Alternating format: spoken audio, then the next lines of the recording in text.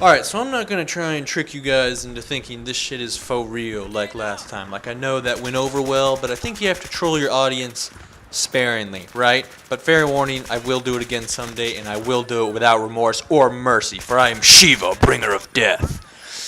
But I think if DICE wants to really take advantage of this new system of destruction they have, Frostbite 2. Motherfucking O, make you say, oh, you know what I mean?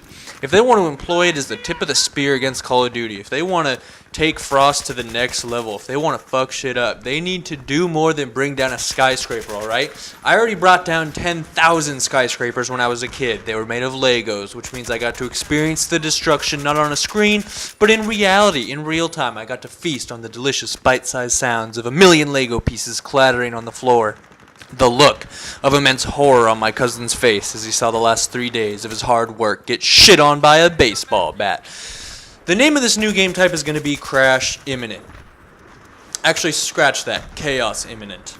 Actually, scratch that as well, kitty kitty.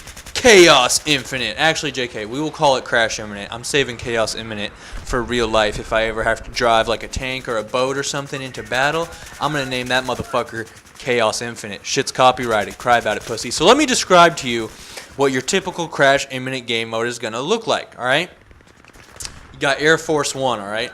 It's got the President of the United States on board, alright? Barack Obama. And guess what? He's having a meeting with the other heads of state from around the world to discuss war strategy or some shit. So, you know, you got David Cameron, Prime Minister of the UK, Angela Merkel, head of Germany, Stephen Harper, repping Canada, alright? So a lot of important people are on this plane right now.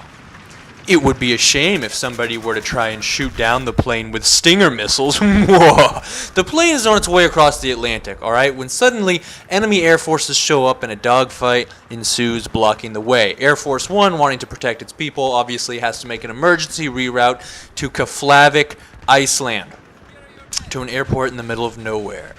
But the enemy knew this was how Air Force One would react, and this is where the game begins. Two teams, one assaulting, hoping to gain control of the airport in time for the arrival of Air Force One so that they might seize the plane and hold the world leaders on board captive. Or, if things don't work, the mission objective is to take the world leaders dead or alive. Preferably alive, dead's okay too. The defending team is the Icelandic Standing Army. I don't even know if Iceland has an army in real life, but at this point in the game, right, World War has broken out, Iceland has an army, alright? Most of the map is a big airport. You can fight indoors, kind of like on Terminal from Modern Warfare, and fight on the tarmac and shit, and you can travel from the airport across the tarmac to the air control tower, hint hint. The first objective of the assaulting team is to disable the defenders' communication so that they can't warn Air Force One or anyone else for that matter, that the enemy is attacking, To do this, they have to fight their way to the power grid, which is on a hill overlooking the airport. The power grid is like a big building with all kinds of circuit breakers and stuff. You know what I'm talking about. You guys remember Estate from Modern Warfare 2? Remember the power grid at the bottom of the hill with the little building? It's like a supersized version of that. Or, better yet, you remember Grid from Black Ops 1? You remember the power, remember in the far corner it had like a power grid? It's like that, except with a big old building. Like 3-story building. So they have 5 minutes to get in there and blow up this power location, this power grid. Now keep in mind, Iceland doesn't know Air Force One is on its way yet, so their first reaction is like, what the fuck is going on? But after 5 minutes, they will get word that Air Force One is on the way, and they're going to be like, Mr. President, probably get the fuck out of Dodge, bro. If offense fails to detonate the charges, the game is over, defense win. So it's kind of like, Rush, except you got to complete, in the sense that you have to complete one objective to move on to the next, except this time around the objectives are different from one objective to the next, which isn't the case in Rush. The objective is always blow up these two identical bombs. Now, detonating the charges, if the assaulting team succeeds, it'll bring down the giant service building. The power lines are all disrupting, and electricity and fire and rubble and glass shooting everywhere, really taking advantage of the destructible environment right from the start. Now, if offense completes this objective, they get to spawn at the air traffic controller tower that I was talking about. You know those towers at airports that tell the planes what to do? They can spawn either at the top or the bottom of this motherfucker, alright? While all the fighting was going on, they sent squads over there to capture and hold it. Because again, this is a surprise attack, alright? The defenders have no idea what the fuck is going on. They didn't know to defend the air traffic controller because they didn't know what spots the enemy would be attacking for what reasons. However, defender reinforcements show up soon with helicopters and equipment shit.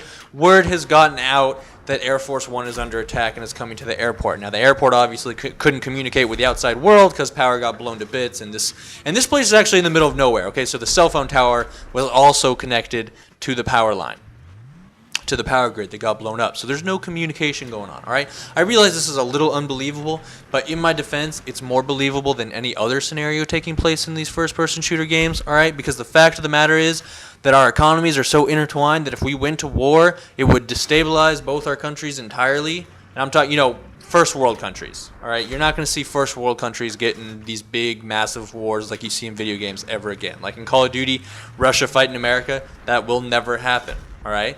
Because on top of economic destabilization,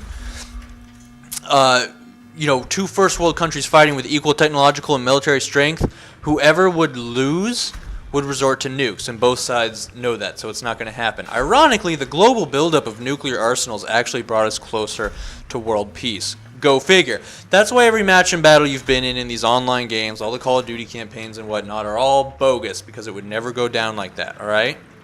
But for shits and giggles, and a good time, the assaulting team has the air traffic controller tower, alright? At this point, Air Force One has shut off communications with the outside world because they're concerned about a cyber attack in the midst of their real-life attack.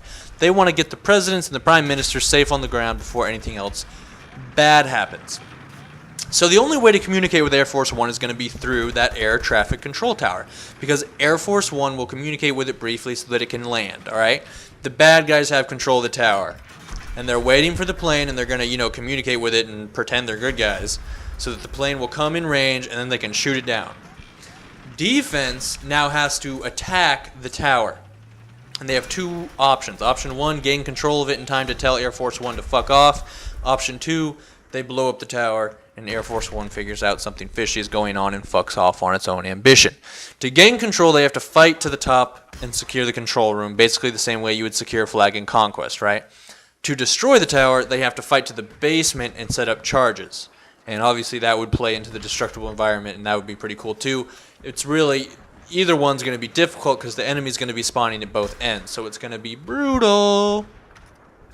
If defense manages to win back the tower or destroy it, they warn Air Force One, game over, they win. If they fail to do that, the assaulting team now has the task of whipping out a stinger and shooting down Air Force One. They have to manually shoot it down. If they fail to shoot it down, they lose. If they succeed in shooting it down, it crashes, obviously. If the tower hasn't been destroyed, it crashes through the tower, and the tower's all messed up, and the plane does like a crazy flip, and there's explosions everywhere, and it rams into the side of the airport, and there's glass and fire, and suddenly it's a brand new map. There's thick black smoke clouding everything, and all the cover and travel routes are rearranged and stuff. Alright, now here's where shit gets real, okay? The presidents and the prime ministers all got into this super secure, indestructible box as soon as the plane came under attack. If you've ever seen that movie Air Force One with Harrison Ford, aka Han fucking Solo, in it, remember when his plane gets attacked and they shove him in that huge square escape pod thing and eject it, but he snuck out to save his family? It's one of those fucking things, alright? Like, you know how they have black boxes on planes that record what everyone is saying and doing? Like in that recent San Francisco crash, they recovered the black boxes, right, and figured out the pilot made some errors.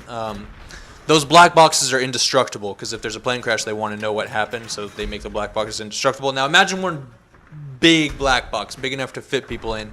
That's what I'm talking about, all right? It ejected as soon as the plane took a stinger to the face, and it now lies in the middle of the plane tarmac, way out in the fucking open.